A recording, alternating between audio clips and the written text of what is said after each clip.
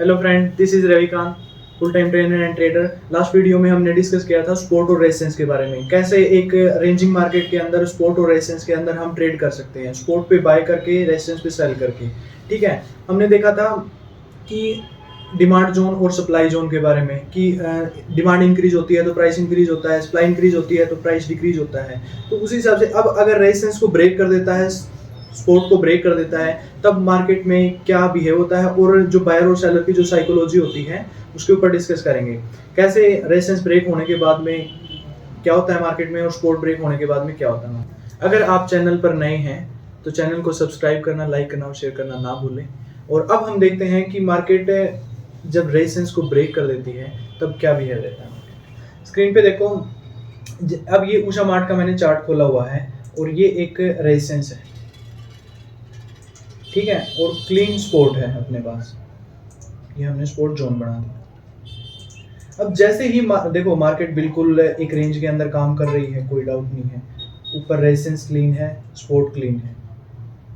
अब की बार मार्केट ने क्या किया, इस रेजिस्टेंस को ब्रेक कर दिया हाई वॉल्यूम के साथ। तो अब रेजिस्टेंस को ब्रेक कर दिया, वॉल्यूम आ रही है, मतलब कि जो यहाँ पे पहले रेजिस्टेंस पे सेलर थे अब वो सेलर बायर में कन्वर्ट हो गए।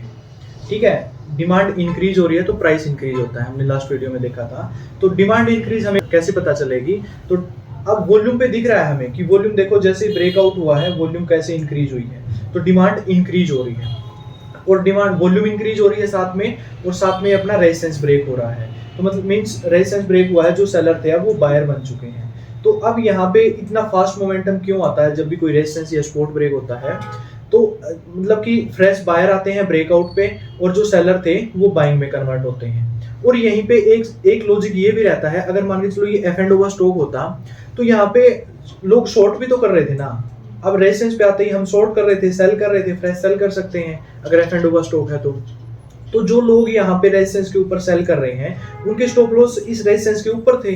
तो जैसे ही ये ब्रेकआउट होता है ना, वो जो सेलर थे यहाँ पे वो बायर में कन्वर्ट हो जाते हैं, जो सेलिंग की पोजीशन थी वो उल्टी होना स्टार्ट हो जाती है और वो ट्रैप हो जाते हैं सेलर। इसलिए यहाँ पे फास्ट मोमेंटम आता है और वॉल्यूम के साथ ब्रेकआउट होता है, तो हाई प्रोबेबिलिटी रहती है कि फास्ट मोमेंटम आता है।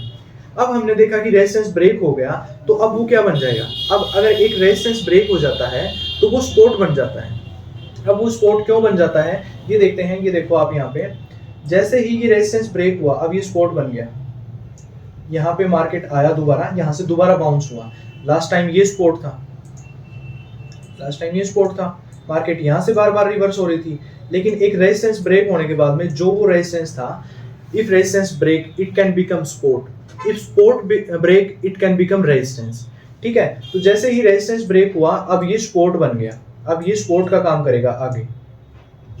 तो अब ये सपोर्ट का काम क्यों करता है, अब जो ये रेजिस्टेंस ब्रेक हुआ है ना यहाँ पे, अब ये रेजिस्टेंस ब्रेक होने के बाद में जिन लोगों से ये रैली मिस हुई है, अब वो क्या करेंगे कि वो वेट करेंगे कि दोबारा इस प्राइस पे आएगा तब हम दोबारा बाय करेंगे।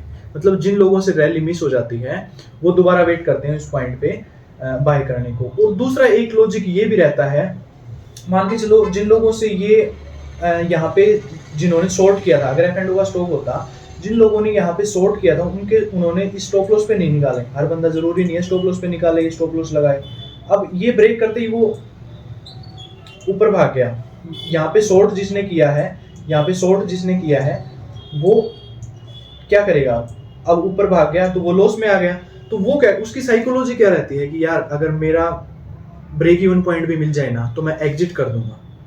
तो अब ब्रेक इवन पॉइंट पे मार्केट आती है तो वो यहाँ से रिवर्स क्यों होती है मार्केट, ये जो रेजिस्टेंस था अब ये सपोर्ट क्यों बनता है, क्योंकि यहाँ पे आते ही जो यहाँ पे पीछे रेजिस्टेंस पे यहाँ पे जो सेलर थे अब वो लॉस में गया, लॉस में आने के बाद में यहाँ पे आते ही वो अपनी पोजीशन को स्क्वेयर ऑफ कर देगा। थोड़ा सा चार्ट को क्लीन कर देता हूँ, ये देखो, ठीक है। तो मतलब जो यहाँ पे रेजिस्टेंस था अब वो सपोर्ट बन जाता है, क्योंकि जो बायर थे, जो यहाँ पे सेलर थे वो बायर में कन्वर्ट हो जाते हैं। अब एक चार्ट दिखाता हूँ हैप्पीस्ट माइंड का। अब इसमें देखो हमने रेंज आइडेंटिफाई कर ली कि स्टॉक है बिल्कुल रेंज के अंदर काम कर रहा है, ये हमने रेजिस्टेंस आइडेंटिफाई कर लिया और ये हमने सपोर्ट आइडेंटिफाई कर लिया। अब मार्केट देखा हमने कि रेंज के अंदर घूम रही है, रेंज में घूम रही है, और जैसे ही इसने सपोर्ट को ब्रेक किया ये फॉल आना स्टार्ट हो गया। अब सपोर्ट ब्रेक होने के बाद में क्यों गिरता है मार्केट? सपोर्ट ब्रेक होने के बाद में मार्केट इसलिए गिरता है कि हर बार इस सपोर्ट पे बाइंग आ रही थी, यहाँ पे बाइंग आई।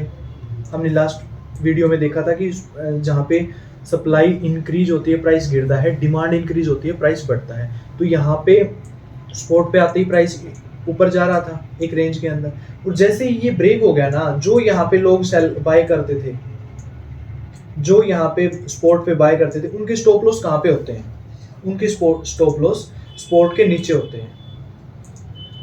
इस सपोर्ट के नीचे उनके स्टॉप लॉस हैं यहाँ पे।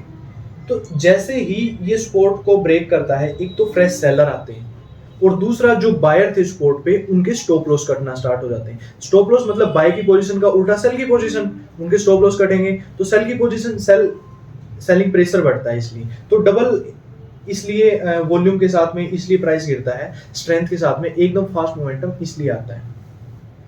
तो ये देखो, अब ये सपोर्ट था, अब ब्रेक होने के बाद में अब ये रेजिस्टेंस बन जाएगा नेक्स्ट।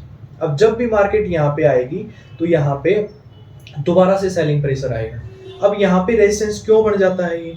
अब देखो, हमने सेम लॉजिक जैसे बाय में क्या देखा था कि रेजिस्टेंस ब्रेक होने के बाद में जिनसे रैली मिस हुई है वो दोबारा उसी पॉइंट का वेट करते हैं, यहाँ पे आने के बाद में बाय करेंगे। सेम इसी तरह सेलिंग प्रेशर यहाँ पे आता है, डाउन ट्रेंड स्टार्ट हो गया, मार्केट गिरना स्टार्ट हो गया। तो जिन लोगों से ये रैली मिस हुई है वो लोग क्या वेट करेंगे कि दोबारा यहाँ पे आएगा तो मैं शॉर्ट करूंगा, मैं सेल करूंगा शेयर को, हम एफ&ओ में सेल कर सकते हैं। तो जैसे ही यहाँ पे आएगा तो हम यहाँ पे सेल करके इस ट्रेंड को कैच कर सकते हैं। सेम अगर यहाँ से मार्केट रिवर्स क्यों होती है? अब जो सेलर थे जिनसे ये मिस हुआ तो यहाँ पे दोबारा आने के बाद में वो सेल करेंगे, और दूसरा यहाँ पे लोग बाय भी तो करते थे जिसने एसएल पे नहीं निकाला। अब यहाँ पे लोग, किसी ने तो बाय किया, अगर सेल किया तो किसी ने बाय भी तो किया है। अब वो नीचे गिरने के बाद में वो पैनिक में आ जाते हैं, वो लॉस में आ गए।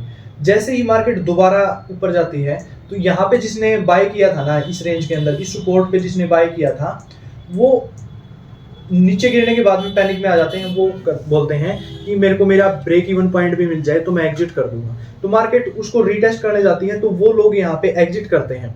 एग्जिट करते ही यहाँ से सेलिंग प्रेशर आता है। जो बाइंग की पोजीशन थी, जिसने लास्ट टाइम यहाँ पे ये हर बार सपोर्ट पे बाय किया था, अगर उसने नहीं निकाला है, यहाँ पे भी किसी ने बाय किया होगा कि मार्केट रिवर्स होगी, ऊपर जाएगी, तो वो लॉस में आ जाते हैं। लॉस में आने के बाद में रीटेस्ट होता है तो वो ब्रेक इवन पे इतना लॉस देख के वो सोचते हैं कि अब तो ब्रेक इवन पे निकल जाए तो सही रहेगा।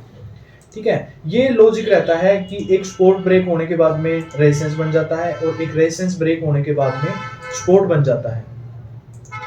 तो सिंपल लॉजिक था, सिंपल प्राइस एक्शन था। हमने कुछ इसमें कोई इंडिकेटर यूज नहीं किया। सिंपल हमने लोग जो रिटेलर्स हैं जिनकी चार्ट के ऊपर साइकोलॉजी का पता चलता है, लोगों की साइकोलॉजी का, कि अब सपोर्ट ब्रेक होने के बाद में जो बायर थे वो उनके स्टॉप लॉस कटना स्टार्ट होंगे।